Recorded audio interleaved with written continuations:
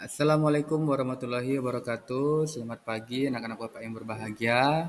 Alhamdulillahirabbil alamin. Wassalatu wassalamu ala asrofil anbiya'i wal mursalin sayyidina wa maulana Muhammadin sallallahu alaihi wasallam.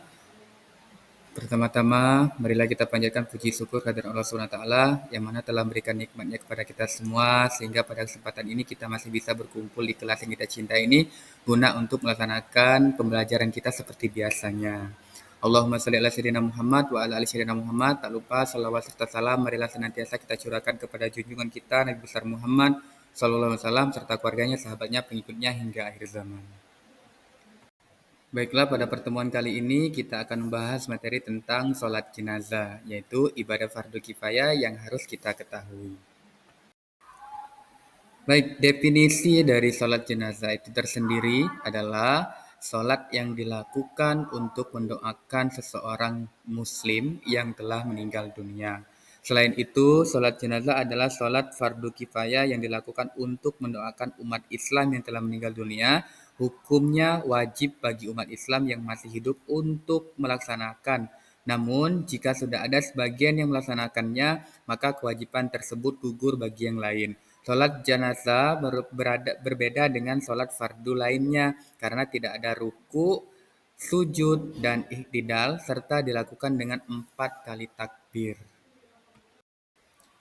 Adapun hadis yang menjelaskan tentang sholat jenazah ini adalah dari Abu Hurairah radhiyallahu anhu. Ia berkata bahwa Rasulullah SAW bersabda, barang siapa yang menyaksikan jenazah sampai disolatkan, maka baginya pahala 1 qirat. Barang siapa menyaksikan sampai dimakamkan, maka baginya 2 qirat. Hadis riwayat Bukhari dan Muslim. Selanjutnya adalah syarat sholat jenazah atau syarat dalam pelaksanaan sholat jenazah. Nah, syaratnya adalah jenazah yang muslim. Yang kedua yaitu jenazah sudah dimandikan dan dikafani. Yang ketiga menghadap kiblat. Yang keempat menutup aurat. Dan yang terakhir orang yang menyolatkan itu dalam keadaan suci. Selanjutnya rukun sholat jenazah. Nah, rukun sholat jenazah ini ada 6. Yang pertama niat, yang kedua berdiri, yang ketiga takbir 4 kali, yang keempat membaca Al-Fatihah, yang kelima selawat dan doa, dan yang terakhir yaitu salam.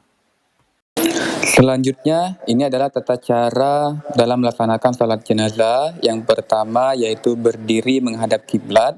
Yang kedua, membaca niat sholat jenazah. Yang ketiga, takbir pertama yaitu membaca surat Al-Fatihah. Takbir kedua, membaca salawat Nabi Muhammad SAW. Takbir ketiga, membaca doa untuk jenazah. Takbir keempat, yaitu membaca doa umum. Dan yang terakhir, yaitu salam. Selanjutnya, keutamaan dalam melaksanakan sholat jenazah. Yang pertama, yaitu mendapatkan pahala yang besar. Yang kedua, memperkuat persaudaraan. Dan yang ketiga, yaitu pengingat ataupun sebagai sarana untuk kita sebagai umat muslim mengingat bahwa setiap yang bernyawa pasti akan kembali kepada Sang Maha Kuasa.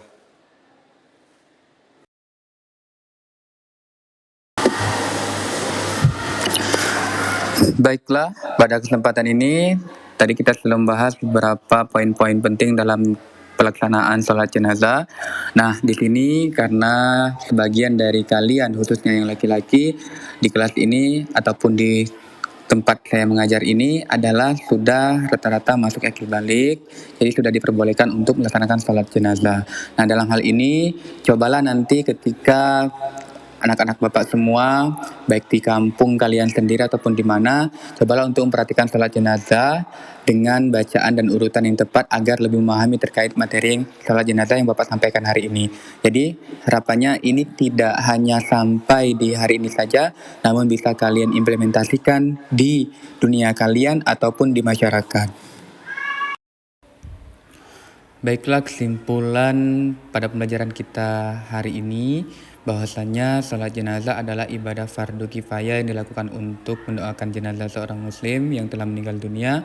Dengan memahami tata cara dan keutamaan salat jenazah, tentunya kita senantiasa diingatkan untuk selalu menjalankan kewajiban kita sebagai umat muslim ataupun umat yang beragama dengan baik dan menjaga hubungan baik dengan Allah SWT dan sesama umat Islam.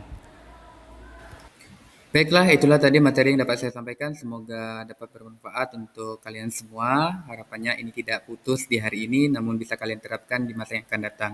Terima kasih, sampai jumpa di minggu yang akan datang.